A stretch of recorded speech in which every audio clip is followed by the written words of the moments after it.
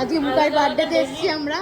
এদিকে মা, বার্থডে গার্লের মা কেক খাচ্ছে, আমাদের দিচ্ছে না খেতে, কিছু খেতে দিচ্ছে না, নিজে খাচ্ছে।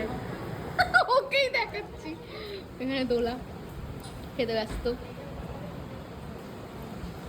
অনেকটাও খেয়ে নেবে নিয়ে। দেখি কেমন আসছে। কেমন আসছে তুই কি করে দেখবি? ফর্সা ফর্সা আসছে আমার।